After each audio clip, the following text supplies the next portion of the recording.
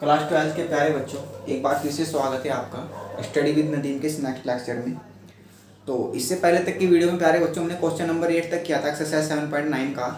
आज हम बात करेंगे क्वेश्चन नंबर 9 से। ठीक है, तो अगर प्यारे बच्चों आपने इससे पहले जितना भी इंटीग्रेशन हमने आपको कराया है, अगर आपने वो सारा ना किया हो, वो सभी इंटीग्रेशन आपने ना पढ़ा हो, तो आप चैनल की प्लेलिस्ट में जाइएगा और वो सारा इंटीग्रेशन आप पढ़ रहे होंगे, वो सारे कॉन्सेप्ट आप पढ़ रहे होंगे जो कॉन्सेप्ट हमने आपको बताए हैं, ताकि आप आगे का इंटीग्रेशन बहुत अच्छे तरीके से कर पाओ। और प्यारे बच्चों, यहाँ से जो डिफाइनाइट इंटीग्रल आपका स्टार्ट हुआ है, इसको करने के लिए आपको जो पीछे के सारे कॉन्सेप्ट है वो सारे आपको पता होने चाहिए, इसीलिए आपको वो सारी वीडियो जरूर देखनी है। ठीक है, चलिए स्टार्ट करते हैं। आपका question number 9, integration 0 to 1 dx upon √1 minus के एक्स स्क्वायर। ये सीधा सीधा इंटीग्रेशन होता है प्यारे बच्चों किसका, साइन इनवर्स एक्स का। तो अगर ये साइन इनवर्स एक्स का इंटीग्रेशन होता है तो आप इसको ऐसे लिखोगे, साइन इनवर्स एक्स 0 to 1। ठीक है, तो साइन इनवर्स एक्स का इंटीग्रेशन हो गया। अब आपको पहले ऊपर लिमिट रख देनी है, ये हो जाएगा आपका साइन इनवर्स 1। ठीक है, माइनस लगा के आपको लोअर लिमिट भर देनी है। लोअर लिमिट भरने से पहले प्यारे बच्चों आपको माइनस जरूर लगाना है। तो अब आप इसको इस तरह से सोल्व करोगे, साइन इनवर्स ये वैल्यू होती है किसकी प्यारे बच्चों, साइन π/2 की, यानी कि साइन 90 की वैल्यू होती है ये माइनस के साइन इनवर्स जो साइन 0 होती है प्यारे बच्चों, वो वैल्यू होती है साइन 0 की। यहाँ से इनवर्स से एक वैल्यू कैंसिल हो जाती है, यहाँ पे आपका कितना बचेगा π/2, यहाँ पे कितना 0, और फाइनल आंसर आ रहा होगा आपका कितना π/2। ठीक है, समझ पाए। नेक्स्ट क्वेश्चन है प्यारे बच्चों, ये डायरेक्ट इंटीग्रेशन होता है प्यारे बच्चों किसका, tan इनवर्स एक्स का।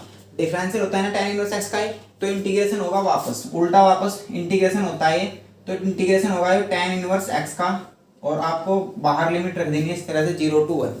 तो जब आप यहाँ पे लिमिट भरोगे तो हो जाएगा आपका कितना, tan इनवर्स 1 माइनस के tan इनवर्स 0। ठीक है, अब आपको ये देखना है प्यारे बच्चों, जो tan में जो वैल्यू 1 होती है वो किसकी वैल्यू होती है, वो वैल्यू होती है प्यारे बच्चों किसकी, tan π/4 की। तो ये वैल्यू होती है π/4 की माइनस tan इनवर्स जो 0 वैल्यू होती है tan में, वो वैल्यू होती है प्यारे बच्चों किसकी, 0 की। तो इससे आपका कैंसिल हो जाता है इस तरह से। तो यहाँ पे कितना बचेगा, ये π/4 माइनस के 0, और आपका आंसर कितना आ रहा होगा, π/4। ठीक है, समझ पाए। चलते हैं प्यारे बच्चों नेक्स्ट क्वेश्चन की ओर, देखते हैं क्या है आपका नेक्स्ट क्वेश्चन। ये आपका प्यारे बच्चों क्वेश्चन नंबर 11, 2 से 3 इंटीग्रेशन करना है आपको dx upon x square minus के 1 का। आपको यहाँ पे इसको इंटीग्रेट करने के लिए आपको ये फॉर्मूला पता होना चाहिए कि dx upon x square minus के स्क्वायर, ये जो फॉर्मूला है ये क्या होता है। ठीक है, ये सारे क्वेश्चन प्यारे बच्चों हमने पिछले लेक्चर्स में आपको करा दिए हैं। ठीक है, अगर आपने वो सारे क्वेश्चन ना किए हो तो आप चैनल की प्लेलिस्ट में जाके वो सारी वीडियो देख के वो सारे कॉन्सेप्ट समझ सकते हो जो कॉन्सेप्ट अब हम अप्लाई कर रहे हैं। ठीक है, तो ये फॉर्मूला होता है कि dx upon x square minus a square 1/2 log x minus a upon x plus a. ठीक है, यानी कि दोनों वैल्यू यहाँ पे स्क्वायर में होती है, तो आप क्या करोगे, यहाँ पे 1 का स्क्वायर कर लोगे इस तरह से। ठीक है, आपने 1 का स्क्वायर किया। अब आपकी वैल्यू ये x है और ये किसकी है, a की वैल्यू। जब आप ये फॉर्मूला यहाँ पे अप्लाई करोगे तो हो जाएगा आपका 1/2 a की वैल्यू कितनी है आपके पास 1, ये हो जाएगा आपका log x माइनस 1, तो हो जाएगा आपका x माइनस के 1/x प्लस के 1। और डिफाइनाइट इंटीग्रेशन में आपको प्यारे बच्चों ये c नहीं ऐड करना, तो बाहर आप लिमिट रख दोगे ऐसे 2 से लेके 3 तक। ठीक है, तो सबसे पहले आपको क्या करना है प्यारे बच्चों, ये 1/2 को तो आप बाहर रखोगे, क्योंकि आपको जो वैल्यू रखनी है वो x की जगह पे रखनी है। ठीक है, तो ये वैल्यू हमने बाहर रख दी। तो आप क्या करोगे, पहले अपर लिमिट भरोगे यहाँ पे, ये हो जाएगा आपका log 3 माइनस के 1/3 प्लस के 1। ठीक है, एक बार आपने अपर लिमिट रखी, फिर आप माइनस लगाओगे प्यारे बच्चों, और ये 1/2 यहाँ पे भी आएगा, यहाँ पे भी, और इसको आप ऐसे लिखोगे log कितना हो जाएगा ये प्यारे बच्चों, यहाँ से log 2 माइनस के 1/2 प्लस के 1। ठीक है, जब आप इसको सोल्व करोगे ये हो जाएगा आपका 1/2 log, ये बचेगा प्यारे बच्चों 2/4 माइनस 1/2, ये बचेगा प्यारे बच्चों कितना 1/3। तो 2 1 जा 2, 2 2 जा 4 हो जाता है, तो हो जाएगा आपका 1/2 log 1/2 माइनस के 1/2 log 1/3। ठीक है, फिर आप यहाँ से 1/2 कॉमन लोगे प्यारे बच्चों, ये हो जाएगा आपका 1/2, कितना बचेगा यहाँ पे आपके पास log 1/2 और माइनस के log 1/3। ठीक है, यहाँ से ये log 1/3 और ये 1/2 बचेगा। अब आप यहाँ पे इसको m कहोगे और इसको n, तो आप log m माइनस n वाली आइडेंटिटी लगाओगे लॉगरिथमिक फंक्शन की, तो हो जाएगा आपका 1/2 log m। m की वैल्यू कितनी है आपकी 1/2, n की वैल्यू है कितनी 1/3। ठीक है, तो जब आप इसको फिर से सोल्व करोगे तो हो जाएगा आपका कितना 1/2, 3 यहाँ से यहाँ पे आएगा और ये यहाँ पे आएगा, तो हो जाएगा आपका कितना log 3/2। ठीक है, और इस तरह से आपके इस क्वेश्चन का आंसर आ जाएगा। समझ पाए प्यारे बच्चों? उम्मीद है कि आप इस क्वेश्चन को समझ पाए। नेक्स्ट क्वेश्चन देखते हैं प्यारे बच्चों।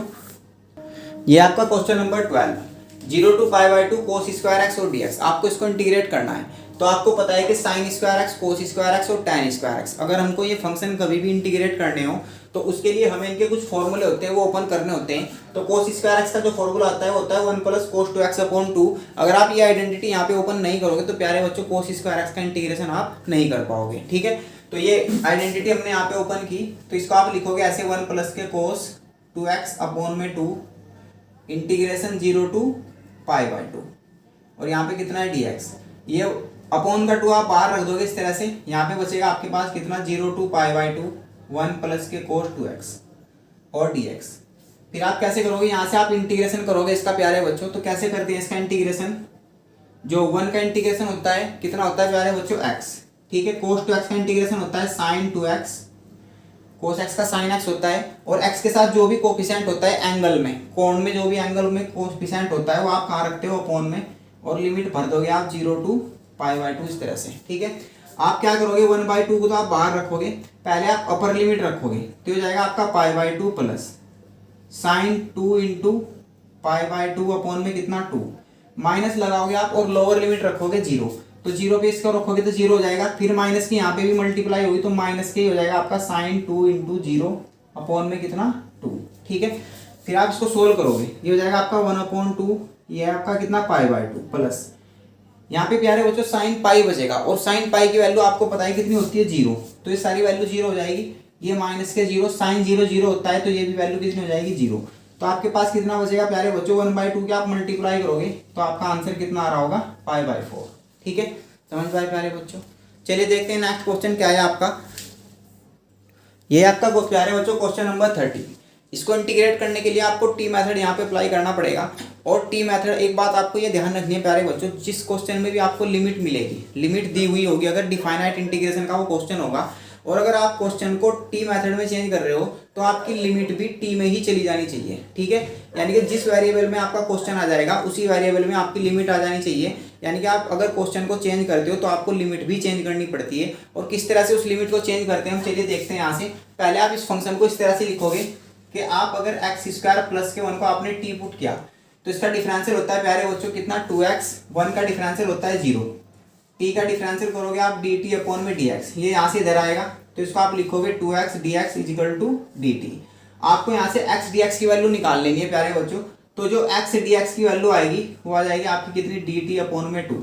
ठीक है, तो ये तो होगी आपकी x dx की वैल्यू। अब आपको लिमिट भी चेंज करनी है, तो लिमिट किस तरह से चेंज करोगे प्यारे बच्चों, तो जब आप यहाँ पे आपका जो क्वेश्चन x में चल रहा था यहाँ पे, ठीक है, तो ये जो लिमिट थी ये किसकी थी प्यारे बच्चों, x की। ठीक है, जब तक आपका क्वेश्चन x में चल रहा है तो आपकी लिमिट जो होगी वो x की होगी। अब आपका क्वेश्चन आपका t में चेंज होने वाला है तो आपकी जो लिमिट है वो भी t में चेंज हो जानी चाहिए। तो t में आप किस तरह से चेंज करोगे, वो लिमिट आप वहां से चेंज करोगे जो वैल्यू आपने स्टार्टिंग में पुट की, यानी कि जो वैल्यू आपने t की जगह रख दी वहां से आप क्या करोगे, उस लिमिट को चेंज कर रहे होंगे। ठीक है, तो आपने x² प्लस के 1 को t के इक्वल पुट किया तो आप यहीं से क्या करोगे, लिमिट को भी चेंज करोगे। कैसे, पहले आप यहाँ पे रखोगे वैन, जब आप x की वैल्यू 2 रखोगे यहाँ पे, ठीक है, x की वैल्यू 2 है यहाँ पे पहले, तो जब आप यहाँ पे 2 रखोगे तो हो जाएगा आपका 2 का स्क्वायर प्लस के 1 = t, तो t की वैल्यू आ जाएगी कितनी 5। और वैन जब आप x की वैल्यू कितनी रखोगे प्यारे बच्चों 3, तो जब आप x की वैल्यू यहाँ पे 3 पुट करोगे तो हो जाएगा आपका t की वैल्यू कितनी हो जाएगी 3 का स्क्वायर और प्लस के 1, तो t की वैल्यू आएगी प्यारे बच्चों कितना 10।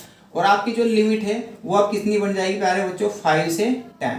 जो आपने लोअर लिमिट रखी थी उसके लिए आपकी t की वैल्यू 5 आई तो वो लोअर लिमिट की जगह रहेगी। ठीक है, और अपर लिमिट की जगह आपने जो x की वैल्यू रखी तो अपर लिमिट की जगह रख के जो अपर लिमिट आई वो आपको अपर लिमिट की जगह पे रखनी है, और लोअर लिमिट की जगह जो वैल्यू आई वो लोअर लिमिट की जगह रखनी है। ठीक है, तो जब आपको क्वेश्चन चेंज करोगे तो सबसे पहले आप इस 1/2 को बाहर रख दोगे। ठीक है, dt के साथ जो भी वैल्यू होती है उसको आप बाहर रख दो, चाहे वो मल्टीप्लाई में हो चाहे वो डिवाइडेशन में हो। इंटीग्रेशन आपकी लिमिट बन जाएगी प्यारे बच्चों 5 से 10 तक। क्वेश्चन बन जाएगा, ये वैल्यू आपने dt अपॉन t रखी हुई है, 1/2 हमने बाहर रख दिया, और ये वैल्यू कितनी है आपकी t।